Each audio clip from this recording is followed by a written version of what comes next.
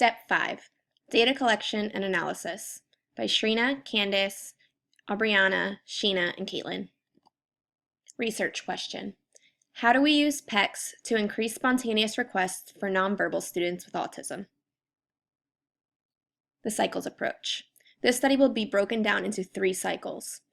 First, PECS board on the desk. The second would be PECS communication book in close proximity of the child.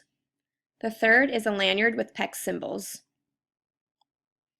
In the first cycle, data will be collected on the child's ability to communicate using the PECS communication board, which will be affixed to the child's desk.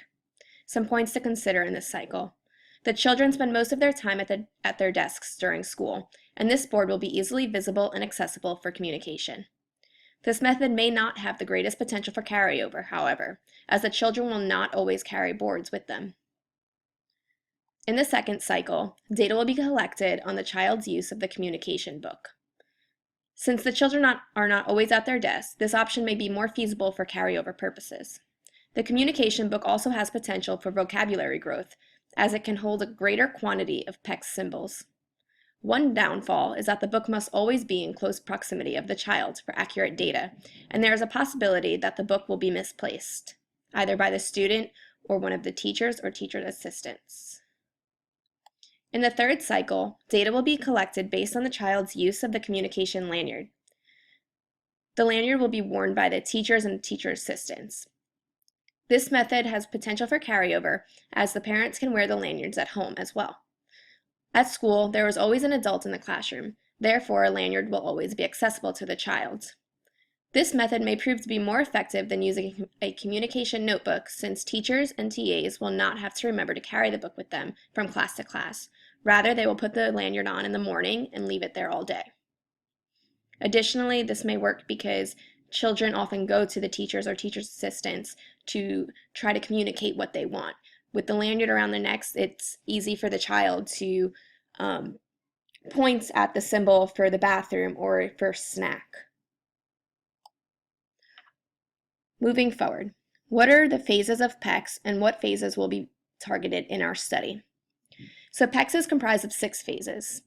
First is how to communicate, 2, distance and persistence, 3, discrimination between symbols, 4, using phrases, 5, answering a direct question, 6, commenting. For the purpose of this study, the children will all be trained in PECS up to at least phase 3 before initiation of data collection. In phase 1, the child must request a highly preferred item using the picture of that item.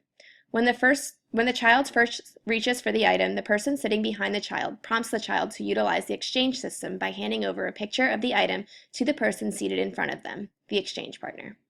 In this case, it would be the teacher or the TA. In phase 2, the child is prompted again to make the request, but the distance is increased between the exchange partner and the child in his or her communication book. This encourages the child to move across the space to access the picture of the item from their communication book. In phase 3, without a prompter, the child must request the desired object by retrieving his or her communication book and choosing from a collection of pictures instead of just one. This encourages the child to discriminate between multiple items from the communication book in order to choose the appropriate picture of their desired item. Furthermore, as we move through the steps, it requires more autonomy from each child to initiate the use of the PECS symbol for communication. When data are to be collected. The students will begin PECS training in October. During this time, each student will be trained in the concept of associating pictures with the tangible items they represent. This is a crucial skill for the children to possess. Training and data collection for each cycle will not be implemented until the child has mastered basic concepts of PECS. Cycle 1 will begin once a student has been trained in PECS. It is understood that some may complete their training prior to others. Those students who completed training early will begin the cycles prior to their classmates. Each cycle will be trained for no longer than 4 weeks, then observed for 4 weeks immediately after training. We must limit the training for 4 weeks because since we have 3 cycles and only a certain amount of time within the school year, we must do this for time purposes. Ideally, the training will take place for 4 weeks prior to the data collection for each cycle. And it's also understood that some children learn faster than others. And if a child completes training early, data collection will begin early for that child, but the child will still only be observed for a maximum of 4 weeks in the given cycle. Data will be collected throughout the cycles and analyzed after each cycle's completion.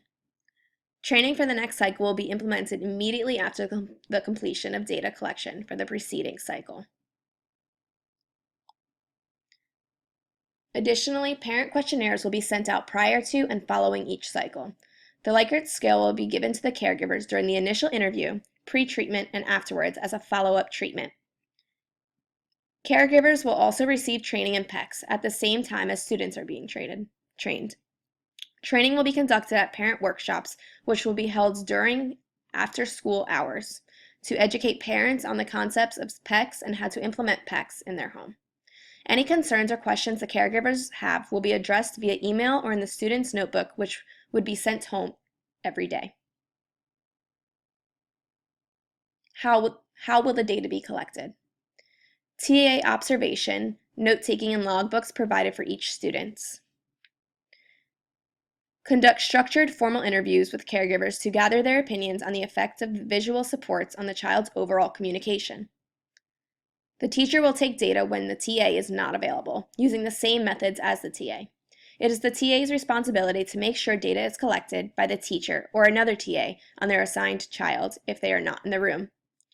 The data will preferably be collected by the teacher, since all other TAs will already have their own children to collect data on.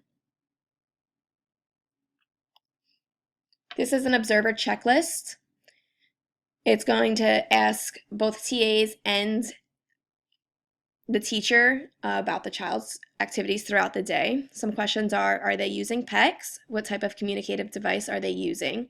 What behaviors are they exhibiting when they want/need the item they are requesting? How are they using PECS? And what did they request? For the caregiver interview, the following questions will be used. Does your child use PECS at home? Do you encourage them to use it? Is your child independently using PECS, or does he or she need to be prompted? Do you see a difference in your child's behavior when using PECS? How have the behaviors changed? Are they less frustrated or upset when using PECS? How often do they use PECS at home? Are there any instances that you've noticed where your child uses PECS the most?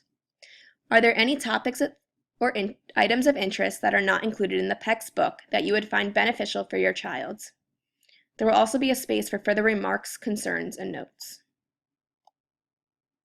The Likert scale will be administered to caregivers prior to intervention and post-intervention to assess the child's perceived communicative abilities and to assess if generalization has occurred outside of the classroom. The scale will go as follows.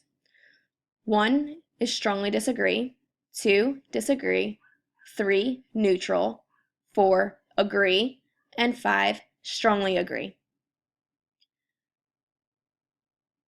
Some of the questions on the Likert scale that would need to be rated are: I believe my child communicates with me regularly. I am confident in my ability to understand my child when he or she communicates. I believe his or her communication skills can improve. I am satisfied with how he or she communicates. And I believe my child's communication skills have improved in the past 2 months. Now that we have all the data, what will we do with it? Once data has been collected, a number of things will be done, based on both the entire group and the given individuals. First, we will analyze overall participation to see if the use of spontaneous requests have increased by comparing pre-training data to post-training data. Which types of requests the PECS system was used for the most. On a more personal level, how each individual used their PECS system to increase requests. We'll also analyze when the children use it the most, for example, during playtime, during class time, or during lunch. The types of requests the child's used PECS for. And lastly, to determine if the children generalize the usage of the PECS board, book, or lanyard to environments outside of school. Based on this information, we will be able to determine in which settings and under which circumstances the PECS board was the most beneficial. In addition, we will be able to determine whether or not the usage of PECS significantly increased individual and overall class usage of spontaneous requests. And this is a list of our references.